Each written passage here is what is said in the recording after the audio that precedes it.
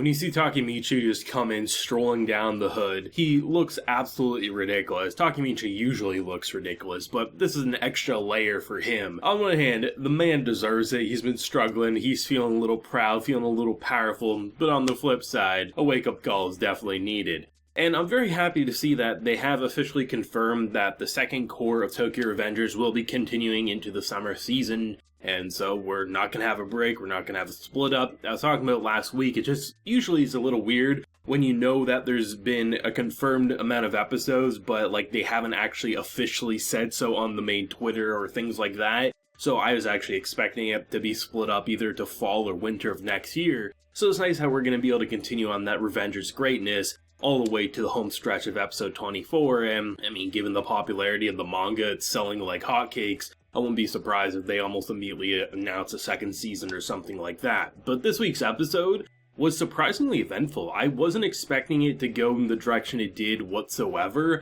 I, for one, wasn't expecting the once again bait of did Draken seriously just die or is going to die. I was pretty convinced he was a-okay after last week's episode. I was like, okay, yeah, I mean the ambulance is coming. Sure, he's winded, but it's not like he's gonna die here.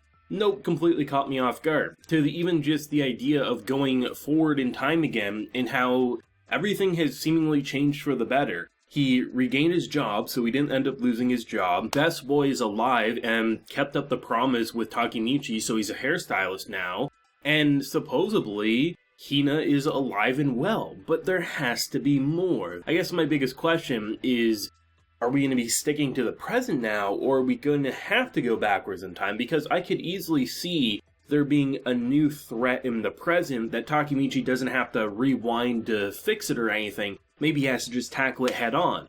Or is there going to be something else? Did Draken end up dying again somewhere after the point that he left? Or is there going to be another threat? Is this rival gang that challenged Mikey going to be something that he has to change up? I don't know, but maybe Hina's still actually dead, who knows? The one good thing is supposedly Takemichi can't find a single article on the day that Hina ended up dead, so most likely Draken was still alive to that point, but there has to be more. Even a blind man could see as such, so I'm excited to see what type of drama they're going to use. But for, like, honestly, had this, say, only been maybe a one-core anime, you could have seen how they could have wrapped it up in a satisfying way as you waited for more. But the fact that Tokyo Revengers is such a hot commodity right now, that we still have the next arc going into next season, it's going to be interesting because Takemichi's reached an interesting point in the past timeline there, where he's actually respected. Sure, Mikey has his questions, like, why is it that you knew before anyone else? There's definitely some suspicion,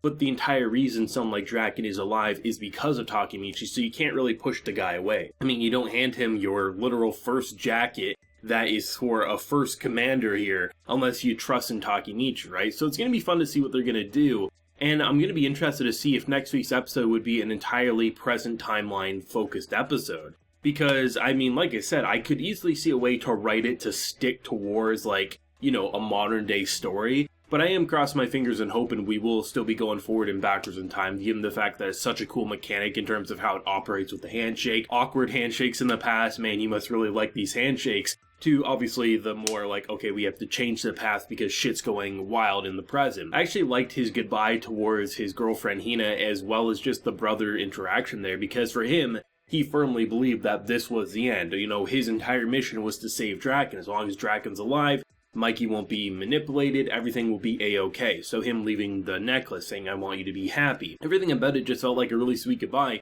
And what I was personally expecting to happen wasn't him going forward. I thought it wasn't going to work. I thought he was going to be trapped in the past for some reason, because maybe he needs to change something else, or maybe something went haywire, or this or that, wires got crossed in a way they shouldn't. So it was actually interesting to me, because this episode was full of unexpected moments.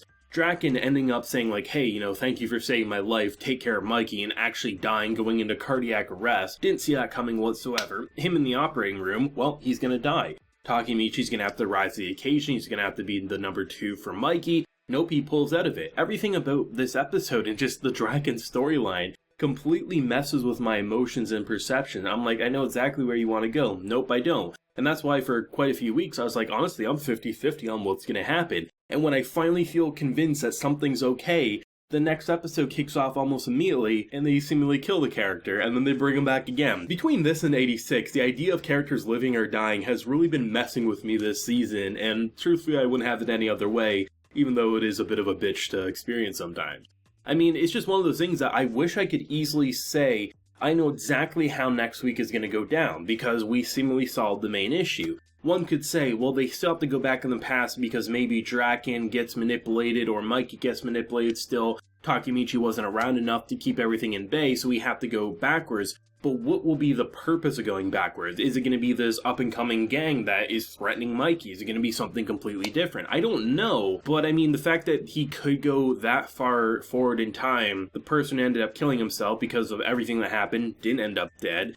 Seemingly girlfriend A-okay, brother seems to be happy, and while, yeah, he's not in the best situation, I mean, nothing really bad changed for Takemichi's life. Tokyo Revengers has a lot going for it, and I'm really glad to see that's going to be carrying on into the next season, because there's still so much left to tell, and, I mean, given how many novels of the manga are out, I forget exactly as much, but I know it's a shit ton. I mean, there's clearly a shit ton of story left to tell, and it's going to be interesting to see what new objectives and obstacles they're going to throw at the characters and how a character like Takemichi will evolve over the weeks, because, I mean, just look at how he was, presenting himself in this episode. It's actually really different, he never really had that much confidence and authority, and when he did, he immediately got his ass handed to him and nearly killed. So for him, even though he looks ridiculous, I mean, that's kind of like a power move for him. He actually feels like he earned it, and he absolutely did, even if his sense of fashion wasn't the best, as Draken said. This is a great episode. I thought it was going to be a very calm episode, maybe more of a setup episode, but nothing too explosive. Nope, Tokyo Revengers says, yeah,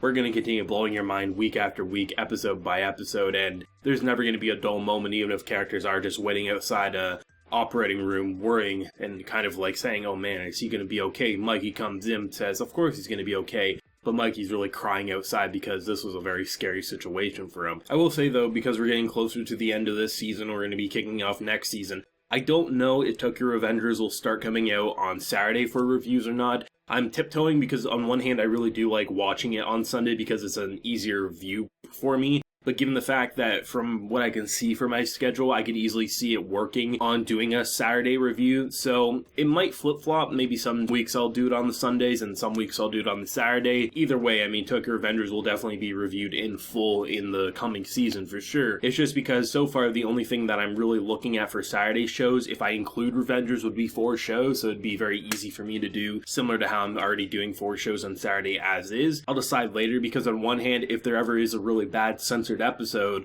if I watch it on the Sunday, I can completely avoid the bad censoring, but on the flip side, the earlier I watch Revengers, the more fun I have, so I guess we'll see. I know I've had some people say, hey, are you going to continue reviewing this on Sunday in the upcoming season? Honestly, don't know. All I know is if you don't see Revengers on Saturday, it's probably coming on the Sunday, and for whatever reason, if that doesn't happen, just know I probably got behind on something, and I will review this show in full no matter what, unless somehow they release episodes and it's entirely white screen, then at that point maybe I would have to wait a bit longer, right? Let me know your thoughts and feelings down below though, drop a like to help promote the video, and of course subscribe if you're new around here. So until next time everyone, please take care and have a good one.